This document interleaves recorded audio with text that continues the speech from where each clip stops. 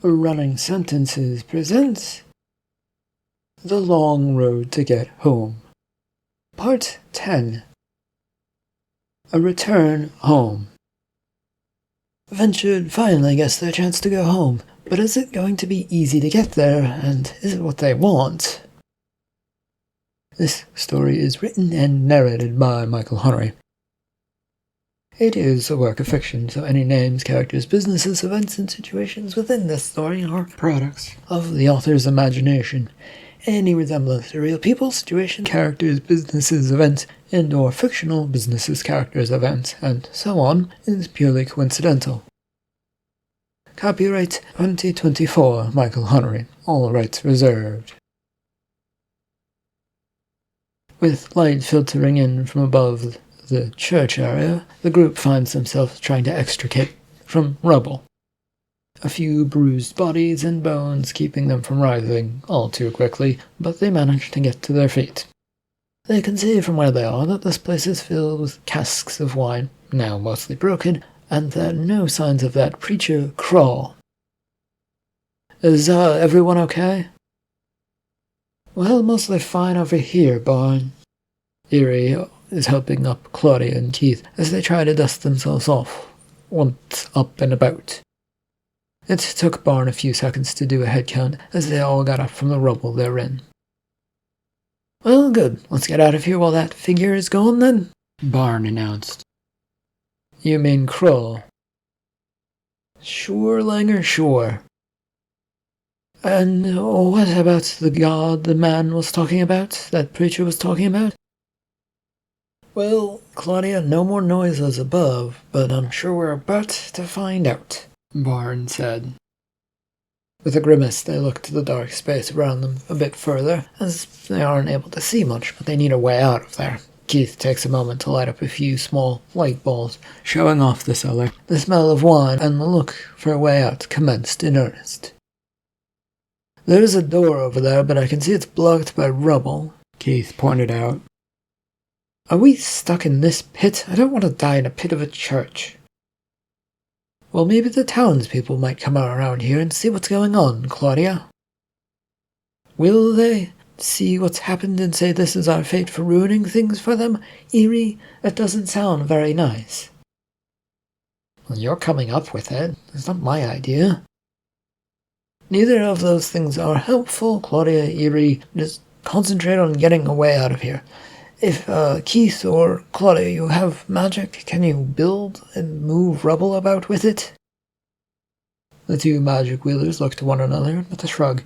Things begin to rumble again. I think that sound is showing us that we certainly must try and get out of here in a hurry, since that wasn't either of us, Keith says in quite the hurry. Claudia nods to this, and the two begin moving their hands about, making weird orbs of energy, like things come off of them. Those orbs then move to big pieces of rubble, picking them up in single bits and moving them to different spots. Sort of holding them there, and a mini staircase began to form, and it was held up, although shakily so.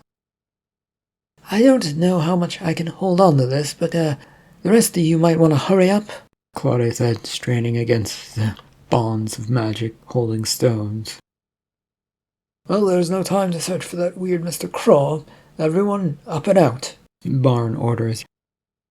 No one spoke as they all hurry up the makeshift stairs, each step sinking a little bit when they stepped on, without bouncing back as the two users of magic continued to hold them up. There was little ground to stand upon when they got up onto the original floor of the church. Part of the roof was now missing, and at least one of the walls was gone completely. Barn was the first up, helping the others and pointing towards the open wall. This is the way to go. Hurry. No, Barn, we cannot hurry, as Keith and Claudia are still down there. Who knows if their spells will last to help them get up? Hurry and go find something that will help them get up here. Erie looks at Barn crossly, but with Langer and Caddy, their little group exits the church via the break in the wall.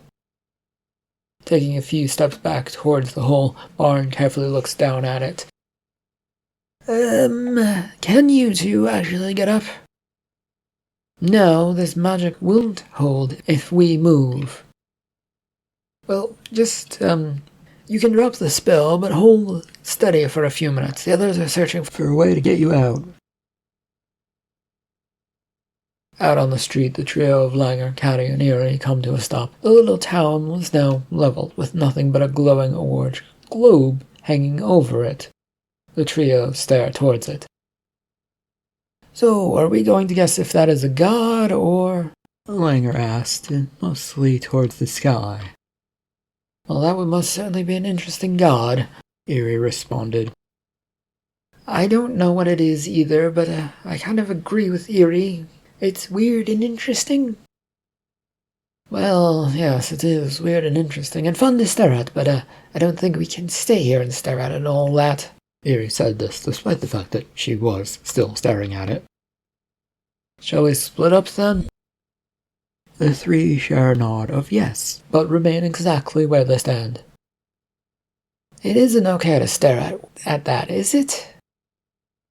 No, probably not, Eerie, but we can't stay here. Our friends need us. Caddy was the first to finally snap out of it and pushes Eerie and then Langer to move. They hurry off, splitting into different directions, taking up only a few minutes before they return with some strands of rope, enough that it might be lowered into a hole that could get the two friends out. Between them they had about 7 feet of rope all tied together. This might be enough, I think. Yes, Caddy, let's go find out, Eerie said as she guided them back towards the church. In a clatter, they're back into the church, rope hastily tied together and then thrown down into the hole. It drops a few feet down, but not nearly enough. Barn grabs a hold of it as the others carefully walk forward so that they don't slip and fall back down, and try and find places where they can steady themselves. Come on, you two, grab a hold and we'll bring you up. It does go far enough down, doesn't it? Barn said. Yeah. Keith shouted up to them. Claudia is the first to emerge, and then Keith as they all try to find an area to stand on in this ever-shrinking ground that they have. With so little, though, they quickly find themselves pushing towards the exit. How is it out there, by the way? Barn found himself asking as he pokes his head out the opening to see the outside. It has been leveled. Yeah, as Caddy said, and to add to what Caddy said, there's a giant orange blob or globe-like thing hanging over the air of the remains of this place, Eerie said with exasperation. Is it a demon figure that preacher was calling about? We don't know, Keith, but we can't stay here. We have to get home, Langer said in response. Yes, let's go confront that thing then. Lead the way, Langer. You've seen it? Barn rushes forward towards the opening in the wall, while Eerie frowns and calls after him. I'm not sure that's a good idea either, and didn't you just tell Langer to go first? No, we have to keep moving. We have to get home. If we have to confront it, it's better to do it now than later, Barn said with frustration. We don't know if that thing will listen to us or wants us to attack it, Eerie said while trying to grab a hold of Barn to stop him from doing anything too stupid. Barn, followed by Langer, is already making his way out of the hole in the wall. The rest take a moment, but follow one by one, looking over each other cautiously. The glow of orange lights the streets, providing a weird look to it as the group now stands around in the center of what those streets formerly were. Barn takes a look at the globe above them and kept moving off towards some flat thing that had been a building. What are you doing now, Barn? Trying to get us out of here. What else would I be doing, Keith? We have lots of stones and we can build a portal, can't we? Keith swallows hard, trying to figure out how their leader had come to this sort of solution. How would they even ignite a portal? He certainly had an idea of how to do it, but were these things even the right stones to do this by? Claudia, do you know anything? Well, if that orange Ball is a god or a demon, then the rocks Barn is collecting can work to become a portal. As far as I remember, this realm needs that sort of godly, demonic touch to rip open space. The books that I've read on this realm never made any mention of that. Well, Miss Caddy, they probably never bothered to actually learn anything about here. Why else would your books be so incomplete? Because this realm cut itself off from others and ours a long time ago. How are we supposed to learn about it if it does that? With Barn running back and forth, dropping off stones in front of the group, the two ladies get into a staring contest. Does it matter that much if we know or don't know about this place? Yes, it matters, Langer, Claudia said with some annoyance.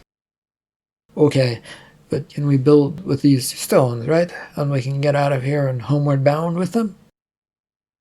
Claudia breaks off her glare and looks at the stones and offers her a headshake yes. From what I know, these look like they will work. I've never built or cast this spell, though. Have you, Keith? Never cast it, no. I don't know if I have the components for it either, but I'm willing to give it a shot. Barn had come rushing back over with another group of rocks.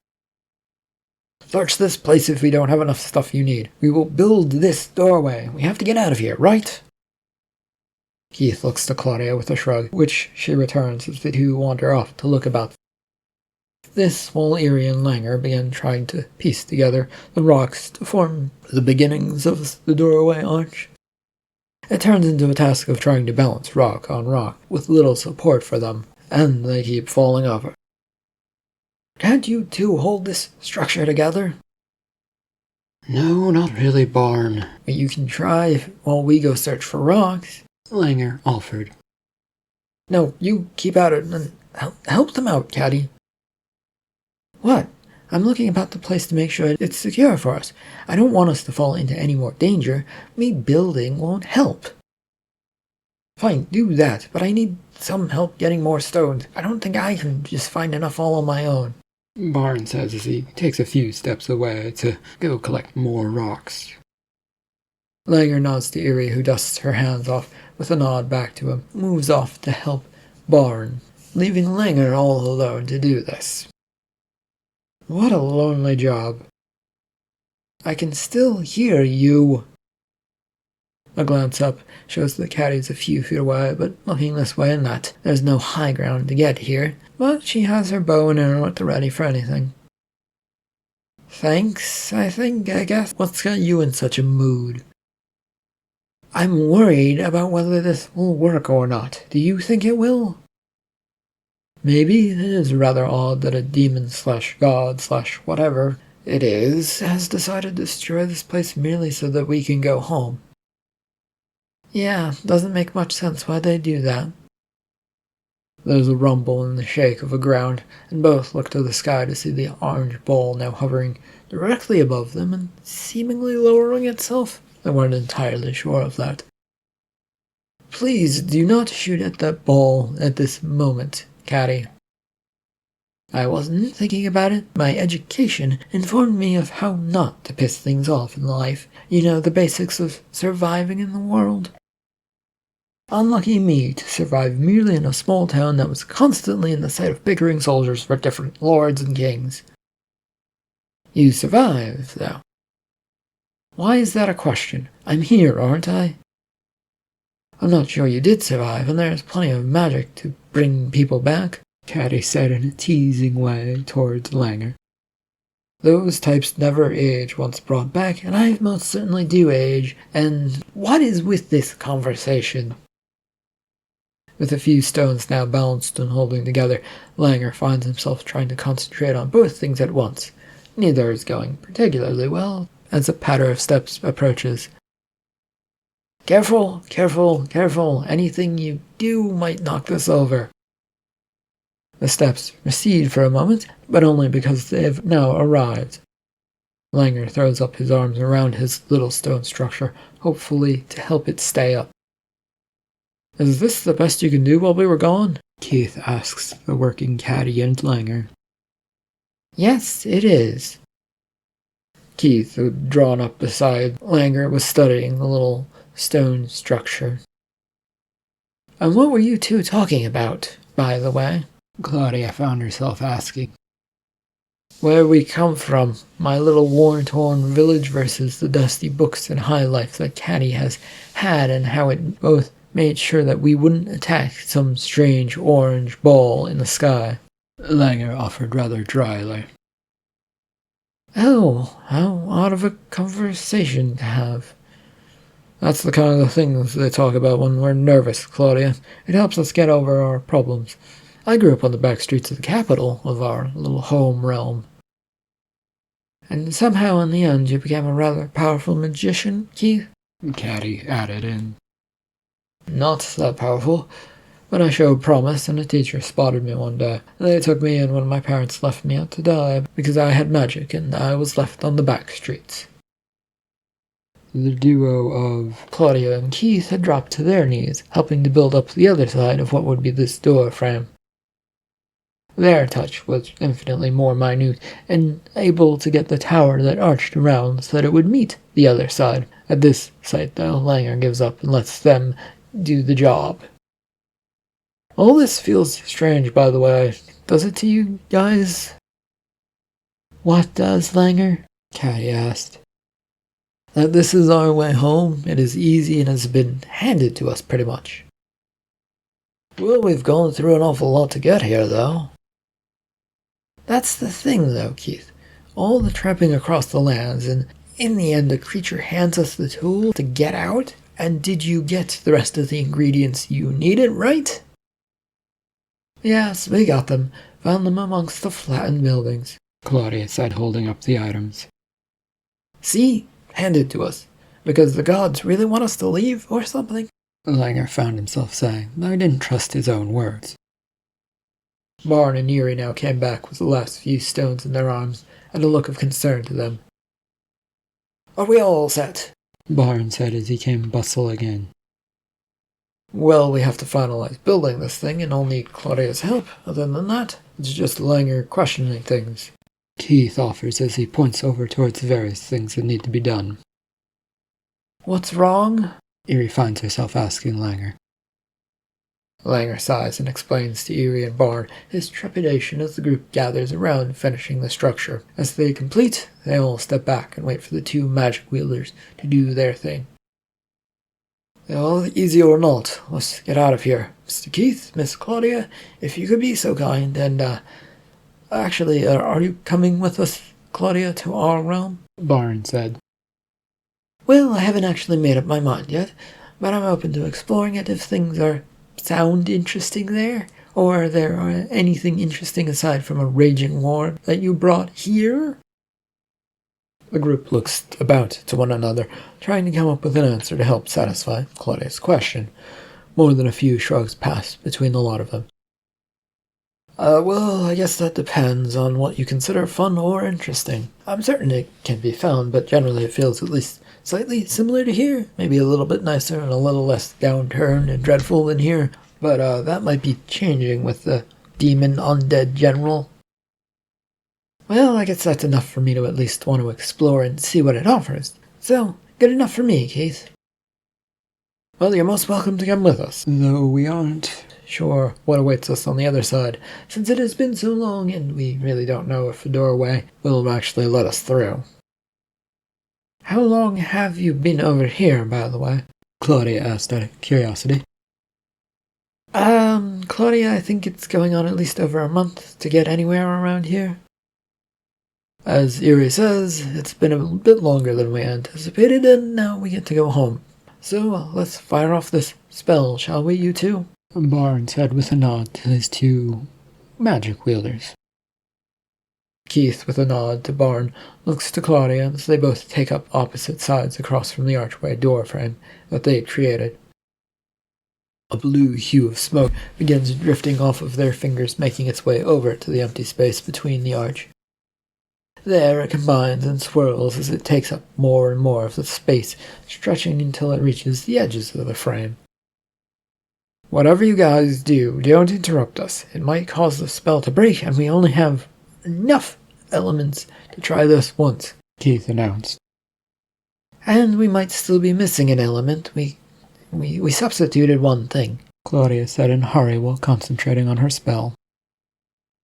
A few mouths opened to question things, but took the warning to heart as they just stood there waiting for things to play out. Well, there's only one thing that can give us that last part of the spell.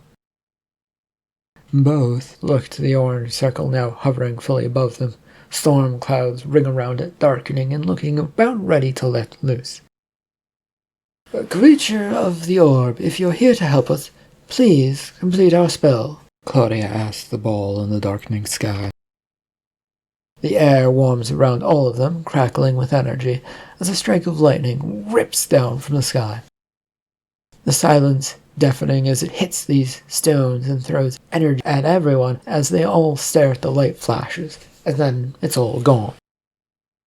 When it fades away, allowing them to see again, there was a purple blob of a doorway standing where the smoke had been.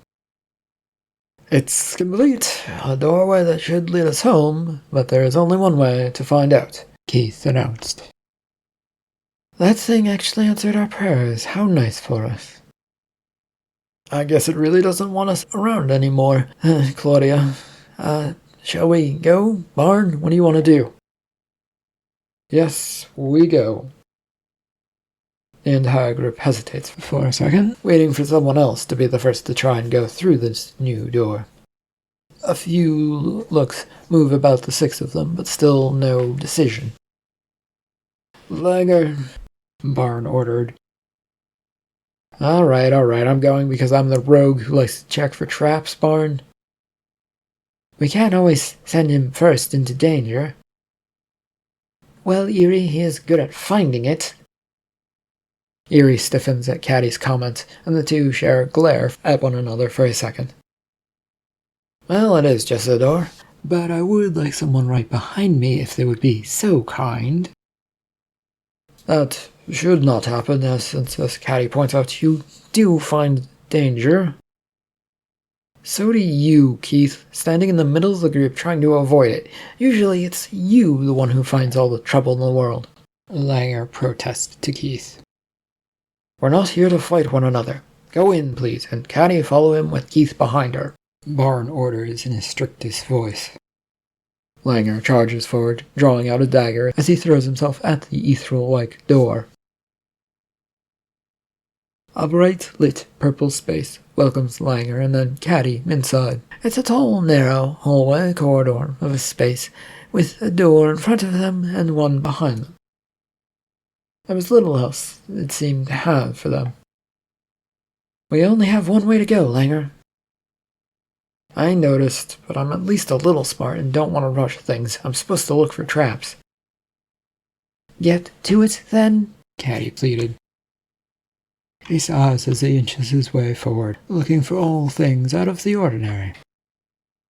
The hallway, though, is made of that same purple stuff as the doorway, and the only defining features are the stone arches at either end marking the doors. This is going to be a slow process. I don't think we have time for slow, Caddy said, pushing at Langer to keep him moving forward. There was a lot of pushing for him to go forward, as the rest of Venture now begins joining them. Langer tries to keep from being pushed off balance as he continues his look for anything weird. It is too late, though, as things begin to tilt and the floor suddenly aims down, aiming them for the far doorway with this tilt. Someone set something off, Langer cried out. The floor drops into a slide-like state, sending the whole lot of them sprawling towards the doorway at the end of the tunnel. Spilling out, mud is the first thing that greets them as they wind up in a big pile on top of one another. Langer drawing the worst of it and unable to escape the bottom. When they finally do sort themselves out, they glance about, which gives them no great answers to where they are, aside from a field that looks like it once was a battlefield, but now is just great mud. Is this your home?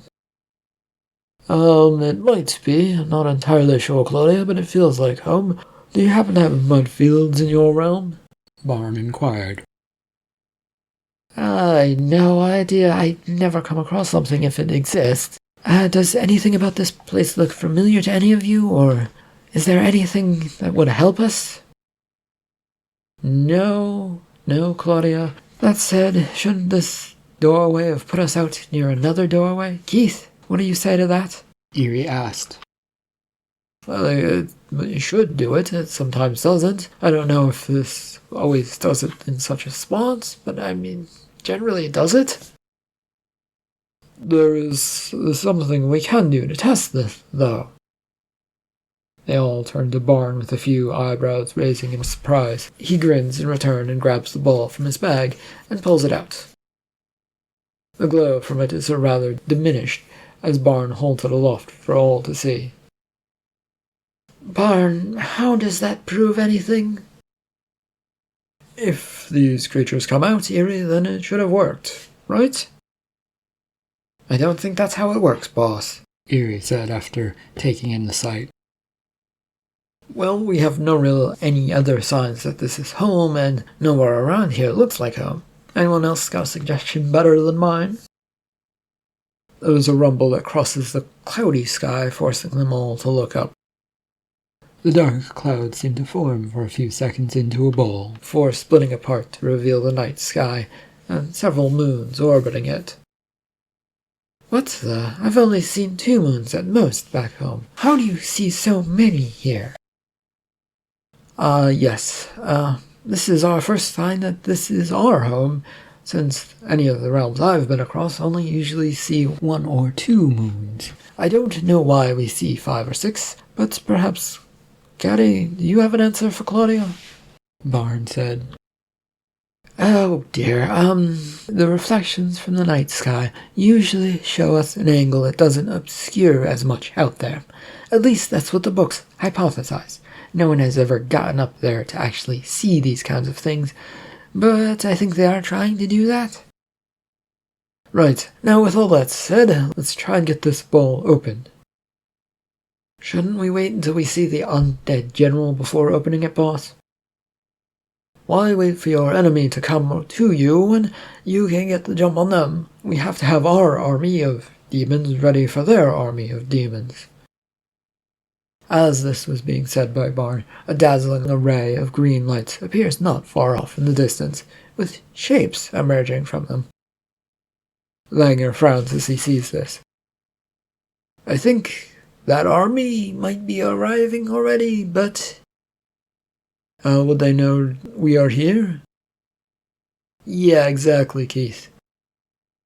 Thousands of soldiers appeared to be charging from their spot, though, and it was more of a blob of figures moving towards them, though they could only, at best guess, figure out that that's what they were, as they were all whirl onto Barn. Well, now I don't want to say get the ball open, but... Yes, I know, I agree, Claudia. If I knew how, it would already be open. There was a rumbling in the ground to their right, making them all glance in that direction. A big, ruddy, almost skeletal figure stands there. What is this? Who are you lot, and what are you doing in my kingdom? Kingdom of mud, mister? Eerie said, pointing to the mud around them. This is the great capital of Stone's Rock. Stood until I took it over. I have no need for their city or palace, so I did the only right thing in that moment. You tore down a perfectly good library, General? Osmodeus Kroll took a moment to glance over at Caddy, and then shake his head, and then looked back to Barn, who was clawing at the ball in his hands. What are you doing? What, me? Barn said with a glance upward. Yes, sure. What do you have there? A tool and an item that will do something, maybe. The general takes a step forward from where he stands, and is now almost upon Barn, who decides that it might be better to toss the ball off in case an attack comes. The ball finds Eerie as Barn grabs at his sword to unsheath it to aim it at the general. You think you can fight me? Yes, no, maybe. Does it really matter what I think? You're right, it doesn't matter, as your bug somehow drew the attention of my watchers. Langer, take care of this. The ball passes from Eerie to Langer, who catches it, drops it, but then caught it again before it actually hit the ground. He studies it for a moment as Eerie joins, Barn drawing out her axe and moving forward. I thought the whole idea was to let others fight for us, since the person who hired us wanted that, right? Langer said, protesting as he tried to look over the ball for a way to get it open. Well, we need to get that open in order to fight, so do that, Langer, Barn said in a sharp order. Asmodeus Kroll took the movement and the information in stride, and not charging forward towards Langer, but Langer was worried that such a thing might happen, so he kept on his toes, moving the second he sees what the general is up to. Keith, is that doorway still there? Langer asked as he begins moving about. Yeah, I can still make it out, but it's fading. Can either you or Claudia hold that door open for us, please?